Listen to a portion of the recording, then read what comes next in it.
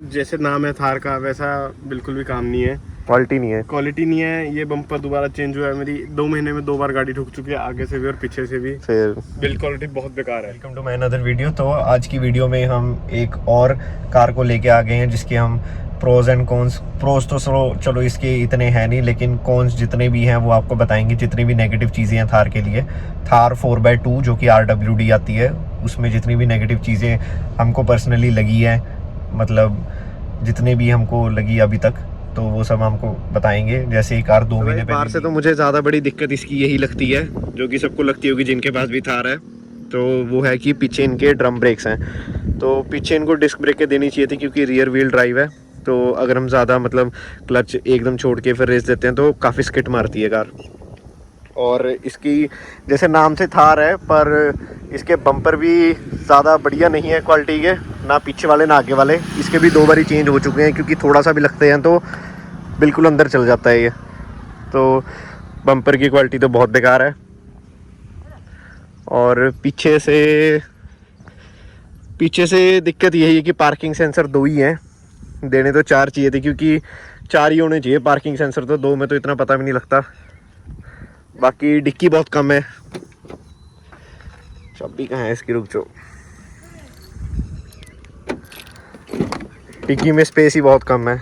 Main दिक्कत ही space की आती है थार में, तो डिक्की में स्पेस होनी चाहिए थी और थोड़ी लंबी कर देनी चाहिए थी इनको कार। अब बोलेंगे कि 5 डोर आई रही है, वो लंबी हो रही है, लेकिन इस प्राइस पॉइंट में भी 15 लाख रुपए बंदा अगर RWD पे खर्च रहा है, तो मतलब थोड़ी सी ज़्यादा स्पेस भी होनी चाहिए और थोड़ी ज़्यादा लंबी भी होनी चाहिए थी। वैसे छोटे एरियाज़ में जैसे कहीं लोकल जाना हो तो वहाँ पे तो काफ़ी इजीली मुड़ जाती है, कहीं भी लेके जाना हो छोटी गलियों में भी चल जाती है, पर फिर भी थोड़ी लंबी होनी चाहिए थी कार।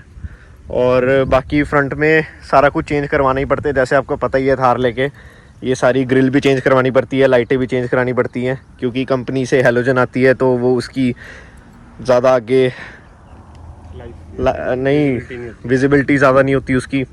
और फिर ये चेंज करवाते हैं, ये तो हर कोई करवाती है वैसे थार में, ग्रिल और लाइटें तो, क्योंकि और हाँ, इसमें फ्रंट में पार्किंग सेंसर भी एसेसरीज़ में लगे हुए हैं, वरना पार्किंग सेंसर भी नहीं थे फ्रंट में। और कोई ज़्यादा वैसे फ़ायदा होता नहीं है फ्रंट के पार्किंग सेंसर का, पर चलो ये फायदा इसका पार्किंग सेंसर का, क्योंकि लोग जो थार ऑन करते हैं उन्हें पता होता है कि उनकी गाड़ी में ज़्यादातर ये पार्ट जो होते हैं इसके, ये ज़्यादा ठुकते हैं, क्योंकि ये आगे विजिबल नहीं होते। तो जो नई गाड़ी लेते हैं उन्हें पता नहीं चलता कि शेप एंड साइज़ क्या है गाड़ी का, तो वो इसलिए ये ज़्यादा जल्दी ठोकते हैं। जैसे मैंने अभी वो ठोक रखी है यहाँ से।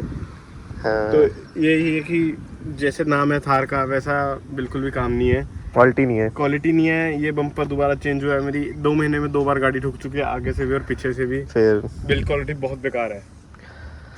तो भैया आपने ओनर से सुन ही लिया सारा जो भी है, पर वैसे बंदा अगर रेगुलर चला रहा है फिर तो उसको अंदाज़ा हो ही जाता है आगे वाला। हाँ, वो टाइम पे आगे जैसे तुम चलाते रहोगे तब होता है। खैर बाहर से तो मेरे को यही दिक्कतें लगी, बाकी आपको अंदर से दिखाते हैं। जब हम अंदर बैठ के देखते हैं तो भाई अंदर बैठते ही सबसे पहले जो भी थार में बैठता है उसको यही लगता है कि भाई ये क्या चीज़ दी हुई है।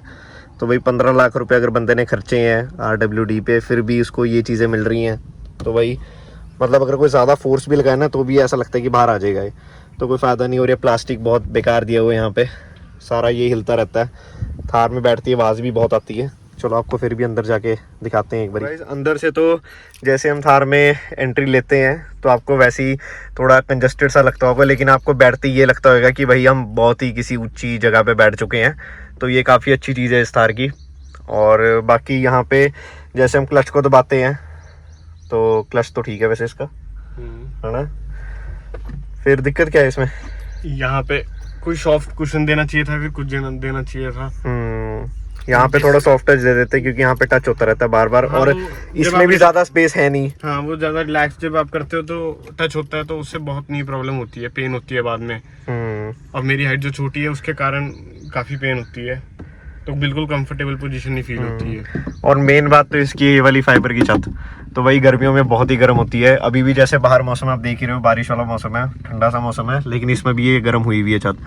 तो कोई फ़ायदा नहीं है भाई, गर्मी में खड़ा के इसको 5-6 मिनट पहले स्टार्ट करना पड़ता है, AC चलाना पड़ता है ताकि ठंडी होए कार। तो ये भी बहुत बड़ी दिक्कत है इसमें। और यहाँ पे बिल्कुल स्पेस नहीं दी हुई, बॉटल भी बड़ी मुश्किल से रखी जाती है यहाँ पे, उसके बाद भी यहाँ रख लो तो ये पता नहीं ये चीज़ क्यों दी है इन्होंने। अगर देनी भी थी तो थोड़ी लंबी दे देते, लेकिन चलो क्या ही कहें, महिंद्रा थिंग्स है। हाँ, इन्होंने यहाँ पे जैसे कार के पेपर रखने होते हैं तो इसमें कुछ नहीं आता, और बंदे को पेपर फिर इसके पीछे जो इधर दी हुई होती है इसमें रखता है बंदा। तो मतलब पेपर रखने के लिए भी थोड़ी बहुत आगे जगह दे देनी चाहिए थी। और बाकी सीट्स तो, सीट का कंफर्ट, इनका फ्रंट 2 सीट्स हैं जो, उनका तो कंफर्ट ठीक है, काफ़ी बेटर है पहले वाली थार से तो। और ये जैसे आर्मरेस्ट है, ये तो चलो बाहर से लगवाया हुआ है, लेकिन कंपनी से जो आर्मरेस्ट आता है वो बहुत ही छोटा सा आता है, उसमें कोई फ़ायदा नहीं होता। मतलब थार एक ऐसी चीज़ है, इसमें बंदा बाहर से कुछ ना कुछ तो करवाता ही करवाता है। भाई बंदे ने 15-20 लाख रुपए अगर थार पे लगाए हैं, लेकिन फिर भी वो अच्छी तरह सेटिस्फाई है ही नहीं कार से, तो मतलब फिर क्या ही फ़ायदा अगर बाहर से ही काम कराने पड़ते हैं। ये तो वैसे कंपनी वालों को भी पता है कि बाहर से काम करवाने पड़ते हैं, तो वो कंपनी से ही करवा दें ये काम, तो ज़्यादा बढ़िया लगता है। जैसे इस कार को 2 महीने हुए हैं अभी लिए हुए, लेकिन इसके बाद भी देखो क्वालिटी देखो, बिल्कुल ही मतलब पेंट होता है, क्या होता है, पेंट या फिर जो भी लेदर सी जो भी है ये मटेरियल सा, ये देखो बिल्कुल ही क्लियर आउट होने लग गया है।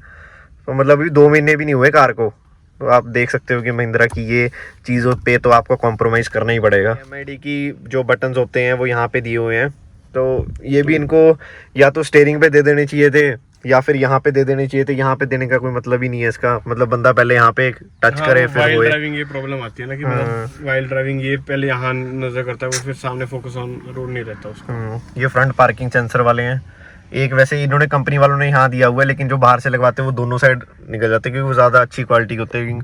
ये कंपनी की एसेसरी है। और बाकी क्या रह गया इसमें, यहाँ पे एक तो इनको लाइट दे देनी चाहिए थी, लाइट नहीं दी हुई यहाँ पे। मटेरियल जो साइड में ये मटेरियल यूज हुआ है, इसकी क्वालिटी बिल्कुल अच्छी नहीं है, और ये भी बिल्कुल आवाज करते ऊपर हो जाते हैं, तो बिल्कुल ही रॉ फील दी हुई है। वैसे कई लोगों को ये चीज़ें पसंद भी आती है, लेकिन कईयों को पसंद भी नहीं आती, जिन्होंने 15-20 लाख रुपए एक कार पे लगाए हुए हैं, उनको फिर भी चीज़ें नहीं मिल रही। बाहर से रोड प्रेजेंस है इसकी, रोड प्रेजेंस के कारण ही बंदे हार लेते हैं वैसे तो, पर फिर भी ये चीज़ें भी थोड़ी देखनी चाहिए महिंद्रा वालों को। सबसे बड़ी दिक्कत ये है कि महिंद्रा में पीछे कोई बैठना चाहता नहीं है थार में, क्योंकि पीछे पहले इसको आगे करो फिर बंदा पीछे जाएगा, और पीछे कोई शीशा वगैरह भी नहीं जिससे मतलब नीचे कर ले, बंदे को घुटन भी हो सकती है पीछे बैठेगा जो बंदा। और बाकी यही है, अब थार 5 डोर आ रही है, उसमें 5 सीट 4 सीट ना, ये 4 डोर तो दिए हुए ही हैं, बाकी देखो वो कैसी चलती है। पर थार 2 डोर में ये दिक्कत तो है ही है पीछे बैठने की, फ्रंट में 2 ही बंदे बढ़िया बैठ सकते हैं बस। इसका जो ये डिजिटल मीटर है ये भी काफ़ी ओल्ड वाला ही है, मतलब जो सी TUV कारें थी, जो सी महिंद्रा की आती थी, उनमें भी सेम ही ये सिस्टम दिया हुआ है। और सबसे बड़ी दिक्कत ये है कि थार का जो स्टीयरिंग है वो हाइड्रोलिक है, और वो काफ़ी ज़्यादा, मतलब नॉर्मल हाइड्रोलिक फिर भी इतने भारी नहीं होती, ये थोड़ा काफ़ी ज़्यादा हैवी है, तो थोड़ा बहुत ज़ोर लगाना पड़ता है इसमें। कईयों को तो बहुत ही ज़्यादा ज़ोर लगाना पड़ता है, जिनके हाथों में जोर ही नहीं तो ये भी काफ़ी बड़ी दिक्कत है इसमें। बढ़िया बात तो महिंद्रा के AC की है, ये 1 सेकंड में ठंडा हो जाता है भाई, मतलब आवाज़ भी है इसकी पर ठंडा बहुत जल्दी कर देता है, तो बंदों को इतना लगता नहीं है कि छत भी गर्म है ये सब, तो AC इन्होंने उसी हिसाब का दिया हुआ है कि बिल्कुल ही जल्दी कूल कर दे। बैटरी विजिबिलिटी बहुत ही ज़्यादा लगती है, और पूरा बोनट अच्छे से दिख जाता है, और ऊंचा ऊंचा फील होता है काफ़ी। और ये छोटे मोटे ऐसे लगता है कि इनके ऊपर चढ़ा दे बंदा थार कॉइन रखने के लिए ना एक बड़ी ही बेकार चीज़ दी हुई है, जो कि ये है यहाँ पे कहते हैं कि कॉइन ऐसे फिक्स कर लेता है, मतलब बहुत ही बेकार चीज़ है, कोई रखता होगा कॉइन्स यहाँ पे।